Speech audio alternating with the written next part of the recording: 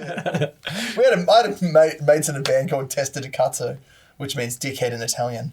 And they had a competition on stage that was like who could piss themselves first, basically. That was like King of the Road with the skateboarding. Yeah. It's like, they pee their pants. It's all about context, isn't it? Some people are like, oh, I shit myself, now I have to play a gig. This other band's like, I bet I can piss myself before you on the stage. You're like,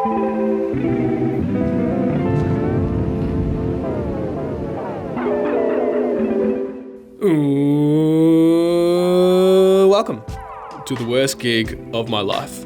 I'm Joe Lucas and I chat with musicians, bands and comedians to hear the real, uncensored stories of the worst gigs they've ever played. This week we have Wet Love, a hard-rocking gruesome twosome with some fantastic bad gig stories. Before we start, I'd like to thank our caterers, Devour It Catering, who provide award-winning pies for all of our guests. Enjoy the show and sorry for the bad language. Go on, Pato. hi, I'm Pato. I play guitar and korg and sing for this current band, Wet Love. I'm Todd, and I play the drums and sing for Wet Love. Pato said current band because we're in a bunch of different ones together, but this evening we are Wet Love, which is the funnest one to do. Yeah, you guys are loose with your bands, spreading it far and wide. Yeah, we're a polygamist band members for sure. Shooting that musical DNA left, right and centre. Well, I think we count. We're in three together. And then, wait, three? Yeah. And then I'm in another one, and you're in another one. Yeah. Let's look. Oh, yeah. But it's the Drinkerman, the Inkerman, Wet Love, and then Sweet. Mems, Sweets. Yeah. Is that it? It's 5, yeah. There you go. That's 5 probably bands. too many bands. There used to be two more people. than them. Yeah, It's true. not enough time for one band, let alone 5. 5, And somehow yeah. we fit it all in. So. Is it just like you just start a new band because you have just one bit of music that you want to play and you can't play it with the current band you're in? Yeah, essentially. But also, a lot of the music came from the share house we used to live in together. True. So it was a Nice. lot easier just to be like, I need someone to play drums on this track. Or, Just Kick in Todd's door Yeah, at 6 yeah. a.m. So I have an idea, Yeah. but we're going to need a new band for this idea. So we'll start a new band and we'll do it. Your name's now Kevin, and it's going to be great, yeah. I think because the rap group started just for fun, and and then a guy who's an actual rapper in the western suburbs, shout out to Alflex and Vision, they're great, the sneakerheads. He kept going, he loves the West and loves Footscray. And he was like, come support my actual rap show. And we were like, you don't want us there, man. Like, no, Did come this on. as No, a no. It was a joke. Yeah. But a mate of ours, partner, worked for The Age, and they owned the Maribyrnong Leader before, RIP Maribyrnong Leader, the local newspaper. Mm-hmm. And we got on the front page of that completely because of her, because we wrote a song about the western suburbs called West. Nice. Check it out, The Inkerman West on YouTube. It's got 5,000 plays. 5,000 plays. That's it. It's Boys. only been up there for 5 years. Boys, 1,000. please. 1,000 views a year, yeah. So Alflex was like, you guys are legit, but we're absolutely We are not. nuts. And then Kieran couldn't make it. We would do like a weekly recording session for the Raps for Fun. And Kieran couldn't make it, one of our other band members, or rap group members, MCs, if you will. So he was working full time at the time. So Pato and I were like, well, we'll just make other music whenever he's not here. And Yeah. Wet Love was born. And we're called Wet Love because we used to make the music in a very leaky shed that flooded regularly.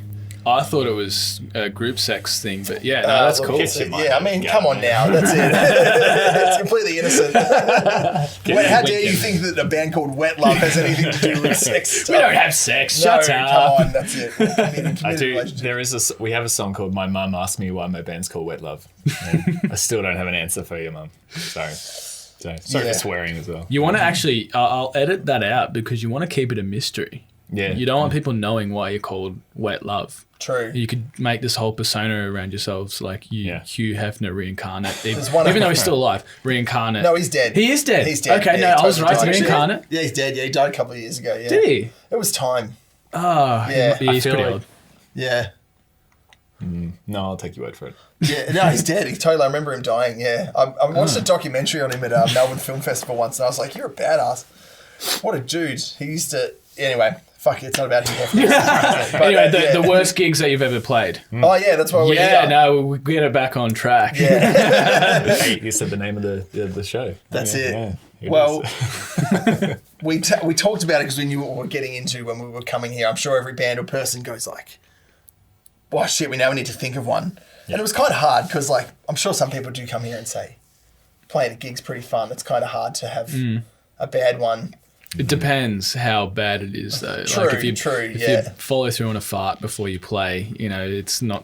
It's a little bit different. Someone was talking about that. Yeah, Ned. Shout out to Ned. Never forget. Shout out to Ned. That's it. I had mates in a band called Testa de Cazzo, which means dickhead in Italian.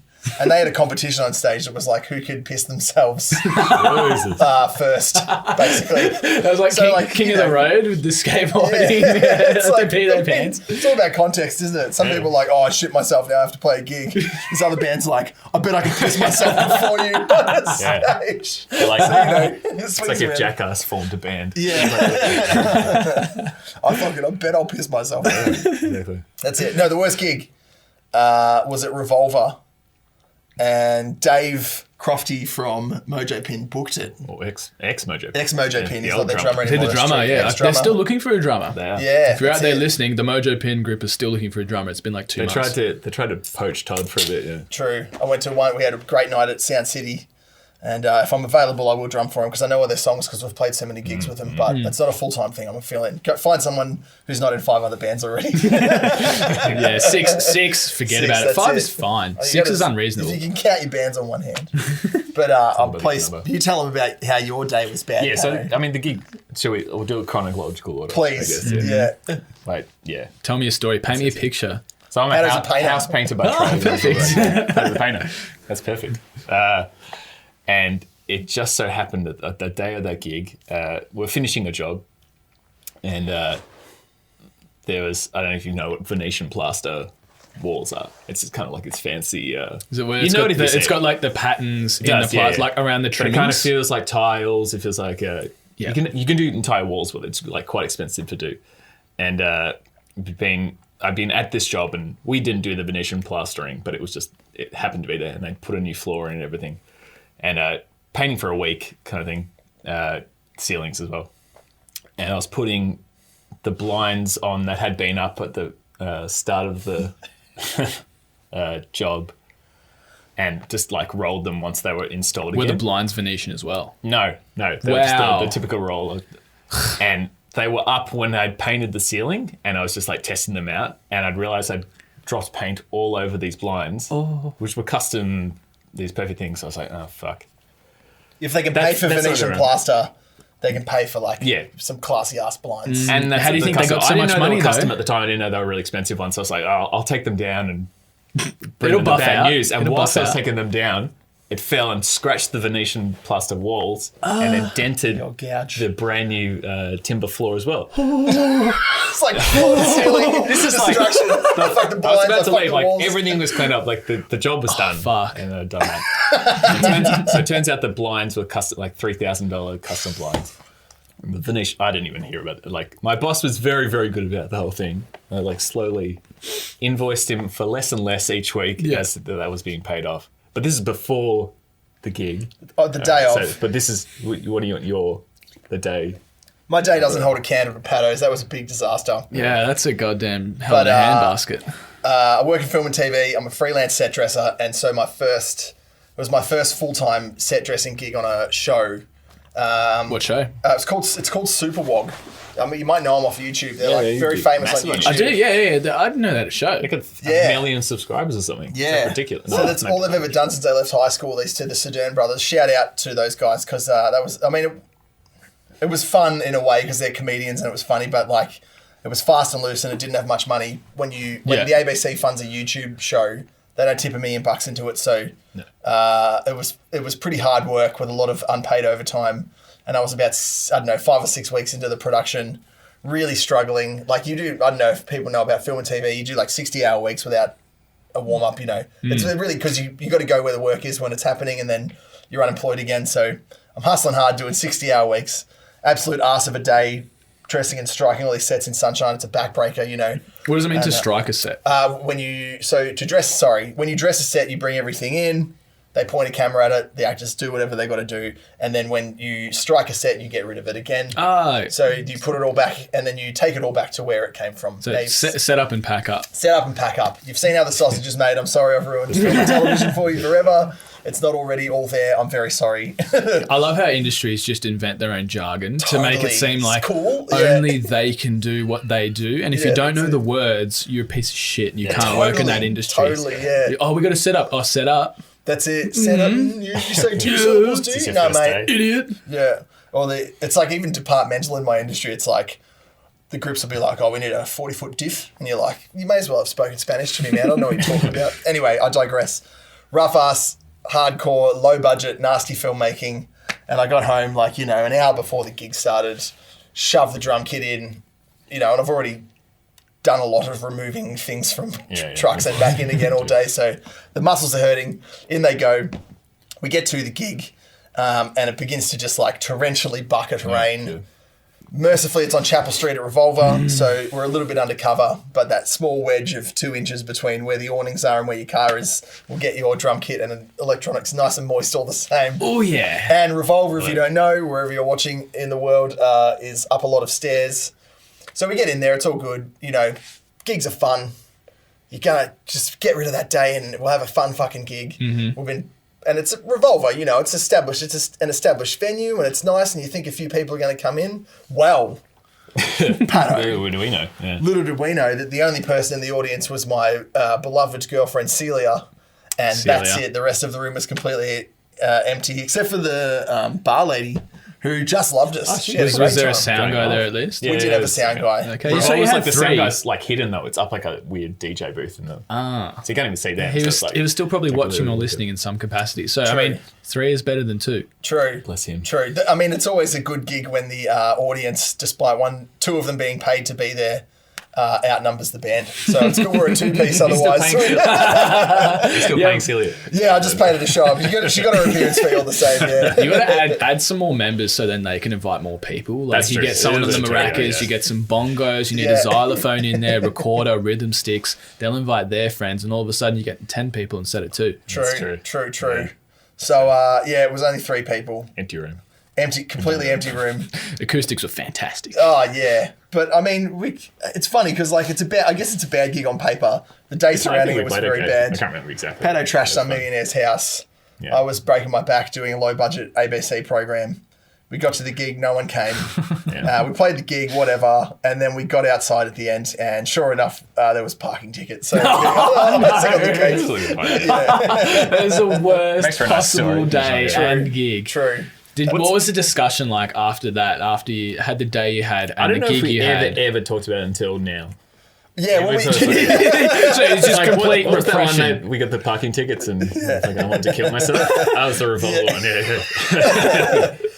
Like generating the energy, we're like quite a fast and loud band, so like you got to generate a bit of energy. So your well is already depleted when the day's been coming at you. Yeah. But I mean, if that's the worst, like I mean, we've seen people on this very program. Like one guy was just completely rat-assed, fuck-eyed drunk and still had to get like a lot of kilometres even to get to the gig before he was already blind. Jimmy Harwood. Jimmy Harwood, that was the one, yeah. Had a couple of tokes on a jazz cigarette and then quite a few beers and went to play. Jeez. I mean, it's a recipe for success sometimes, isn't it? I mean, it works like Ian Gallagher, he makes a whole life out of it. Jeez, but, you can't, not everyone can be Ian Gallagher or Rod Stewart or Mick Jagger, There's only so many people that can take it. Yeah.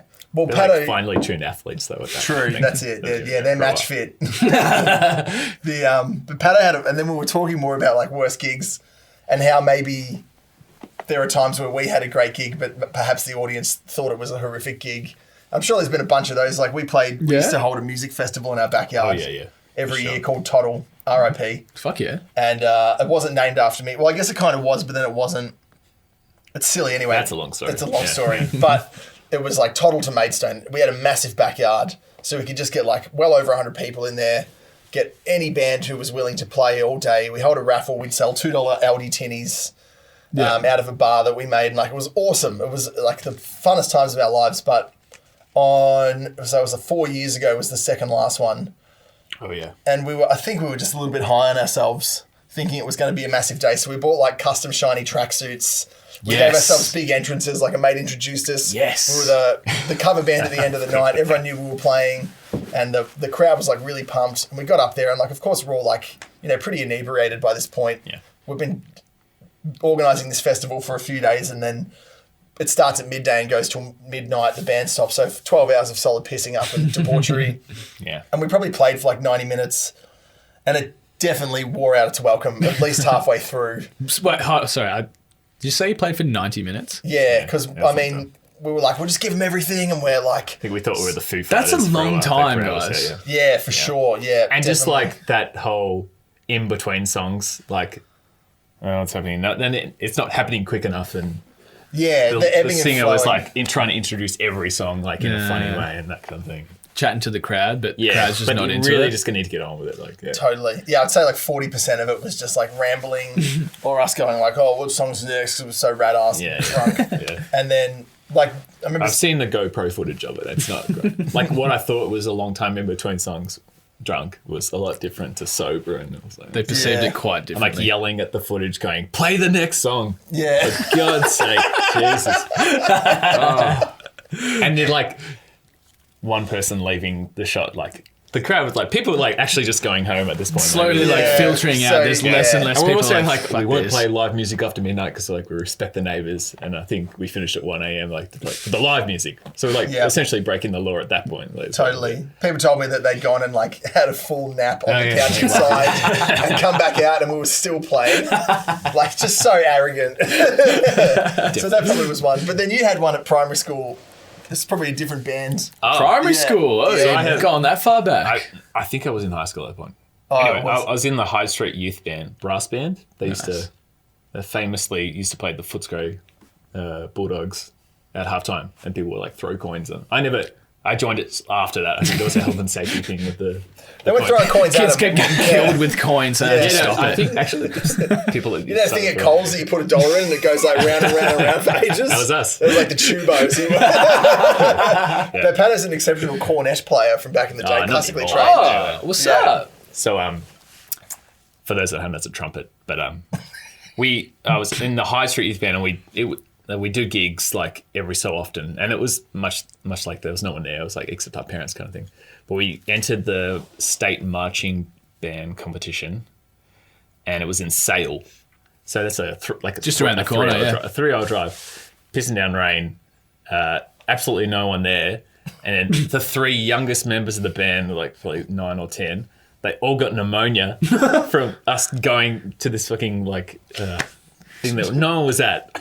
Like that. So like they got pneumonia from playing in the Yeah, rain. 100%. like they yeah. kept Parents and guardians and teachers subjected these children to torrential downpour, freezing cold sail, just so rain, sad. gave them pneumonia, no money involved. Yeah. Did they at least play well? just for the love of The it. small- No, we came dead last. So like, yeah. At With least- any at junior least it band, was worth it was it a then. senior band competition with any junior band in it.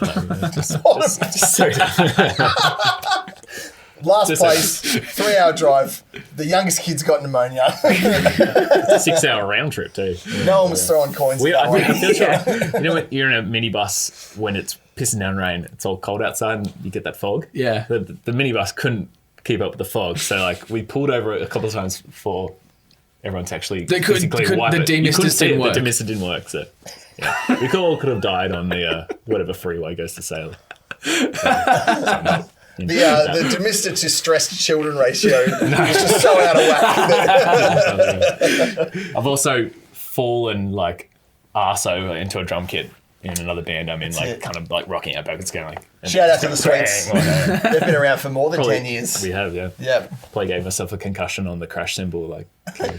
Fuck yeah. And I remember like getting up like rock and roll, and, I was like, and they're like, "Do you just want to start the song again?" I was like, Dude, your nose is Play- bleeding. We'll play one more song and then I'll get off. I think it's like the second song of the set. I was just way too embarrassed. It doesn't help when they're like, "Oh, you fucking dickhead!" Like, from my own band members. I can see Hey it. guys, I can Ash see you Brody laughing too. just like, I didn't let You're me a forget it fucking for like idiot. 2 years. So this is for that's every. the drummer. That's the drummer. Yeah. Your mate's falling over is the funniest thing ever, though. Like, Yeah, you can't oh, not yeah, laugh at absolutely, that. yeah. Oh, totally. If I was in his position, I would have given him shit too. So. Like, unless there's blood coming out of their ears, it's always funny. True. absolutely. Mate, I got a mate, same as Kieran, the lead singer of our band. When he hits his shin, like it's the funniest thing in the world.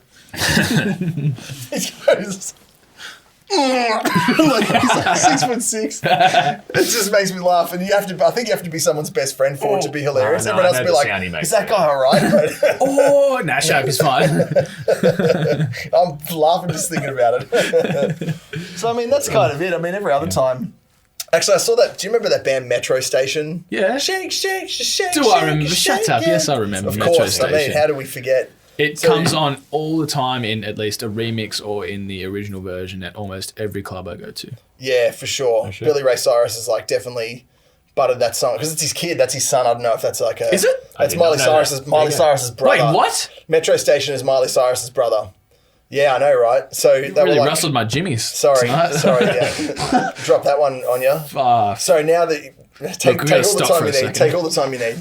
And he went from like. Was he in Hannah Montana? Or was that not an actor playing his brother? I've never seen it. I don't know. What if it wasn't? And he's just sitting at home like, you fucking kidding me? Like, I'm 26 and I didn't know that. I'm actually her brother, and you just straight up said, no, I'm going to go get another guy. Like, I'm available, you jerks. So, Metro Station, way back in the day when they were popular, and there was definitely like that punk emo phase, catchy pop punk emo phase.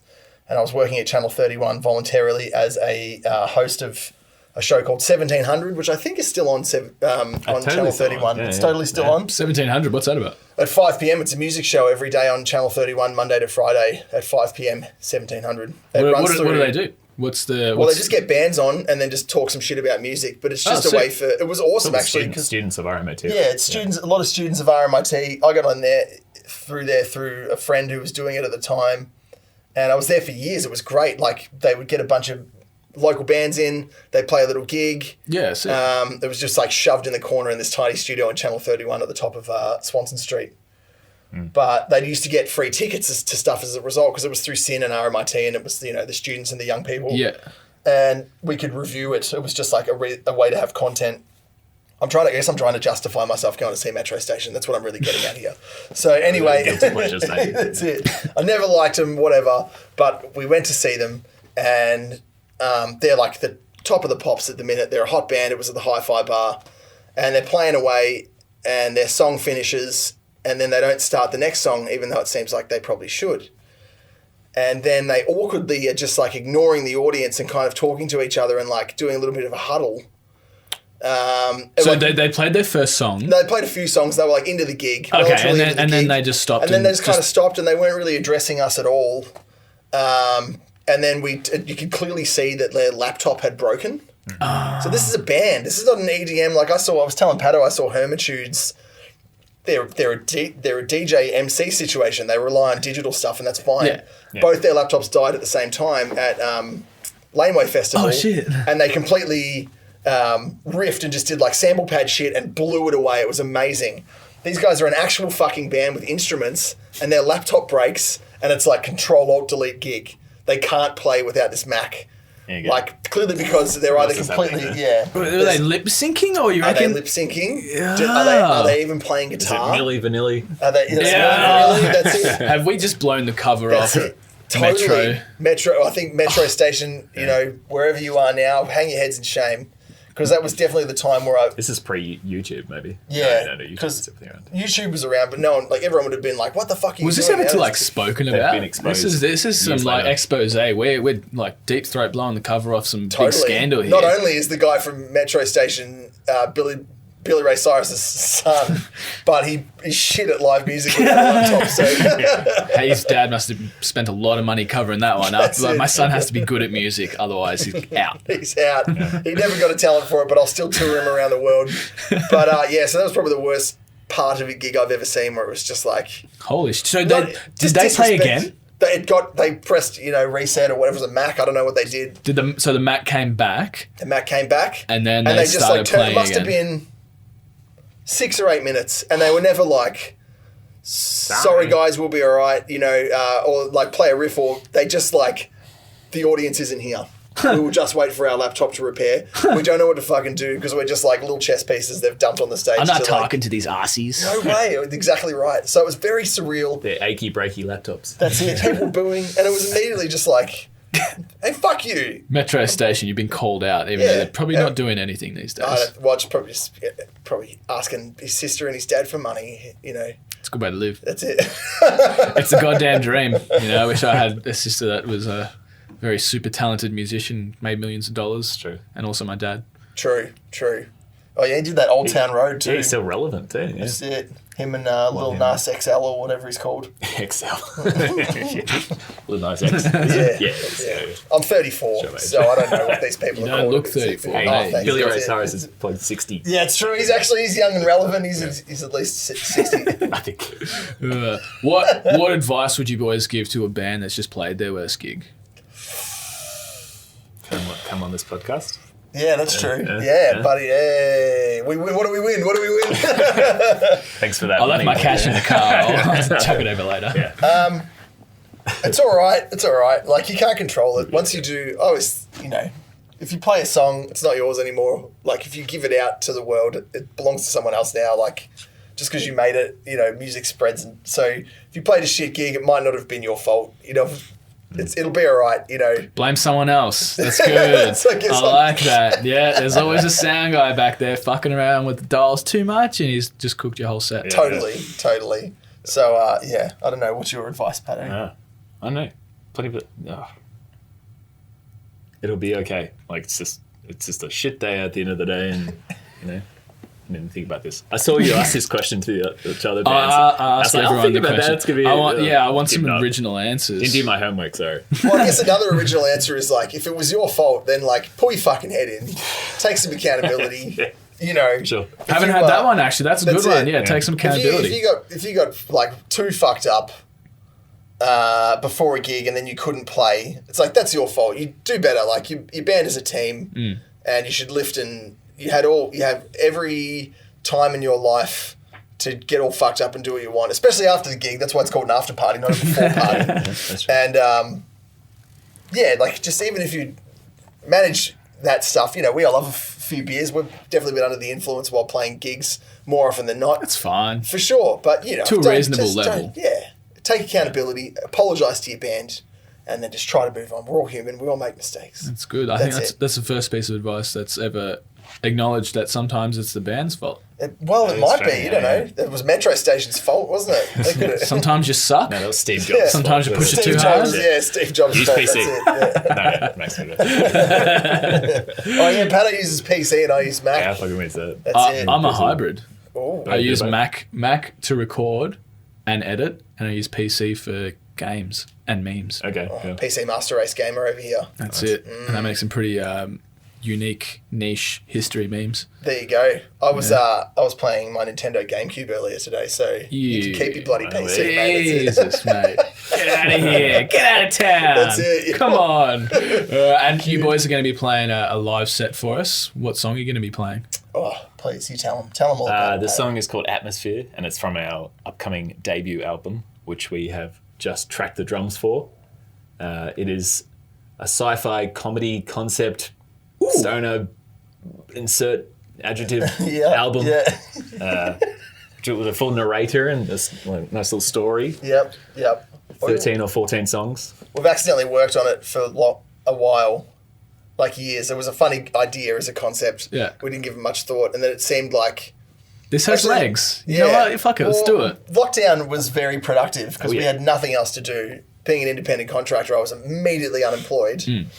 And Pato was driving the Coles trucks to make ends meet. I was pretty sure like 98% of our population did that, driving Coles trucks at some point. Got to feed the kids. That's it, exactly. Feed the cat.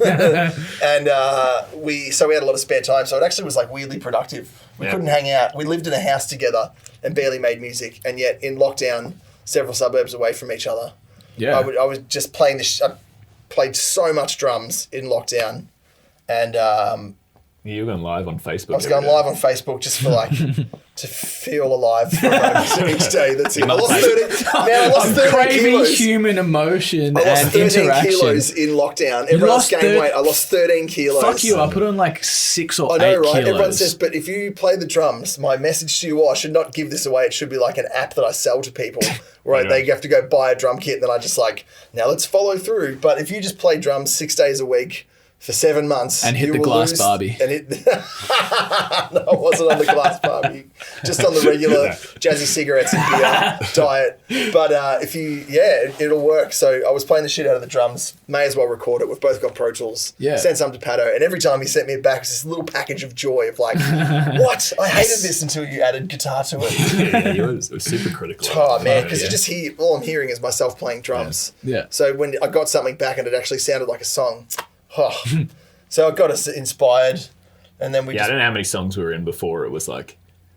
Well, do you have a name for the album? No.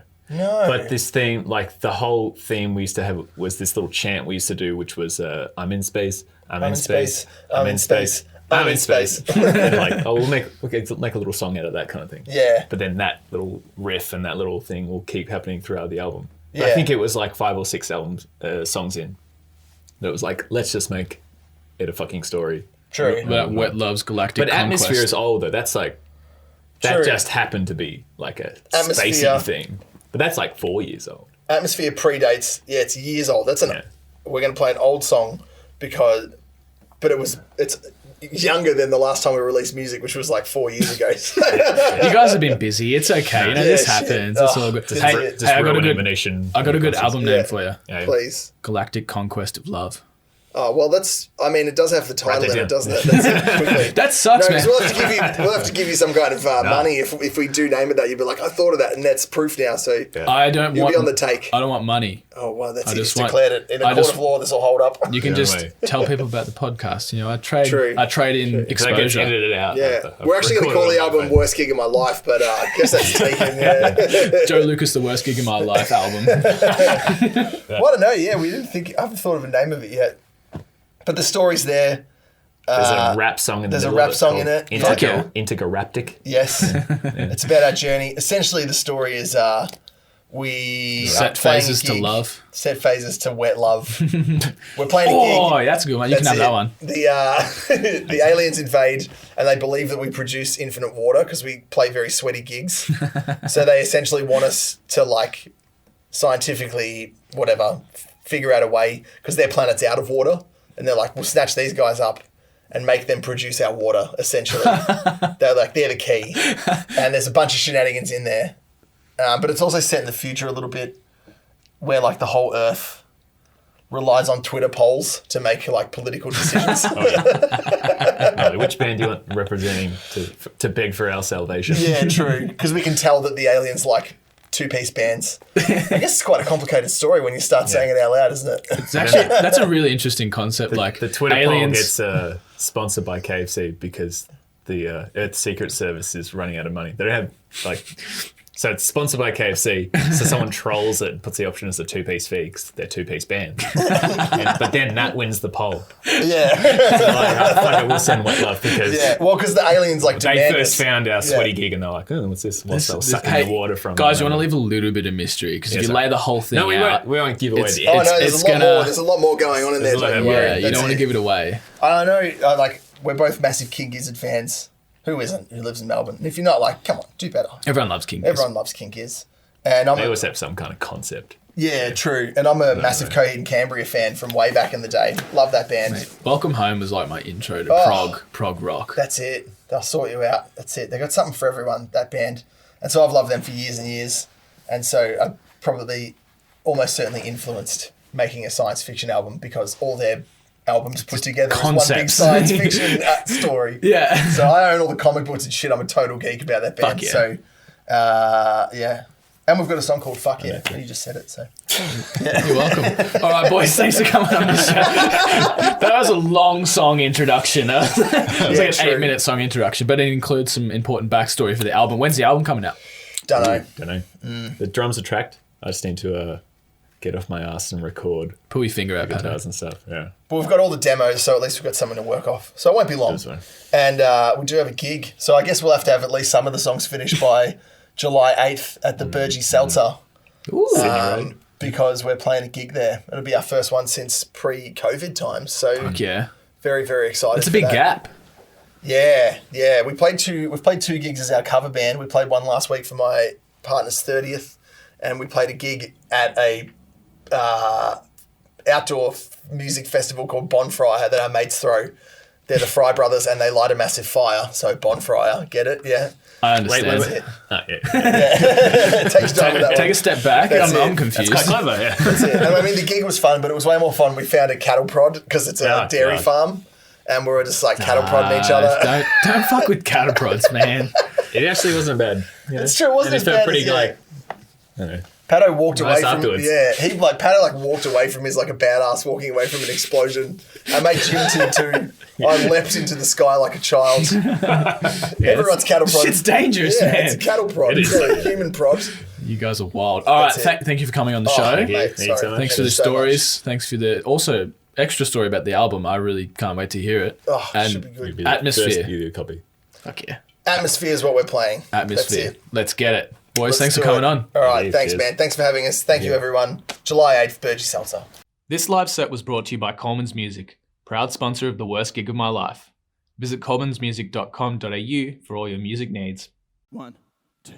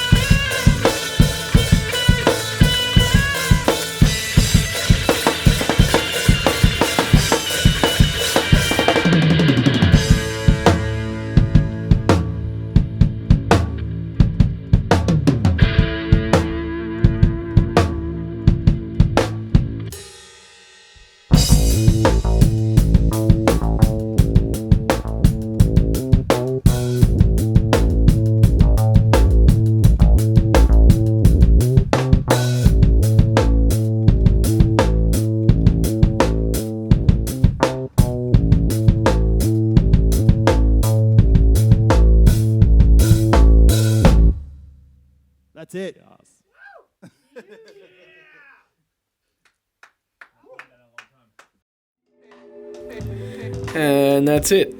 Thanks for listening. If you enjoyed this, follow us on Facebook, Instagram, YouTube, or whichever podcast platform you're listening from.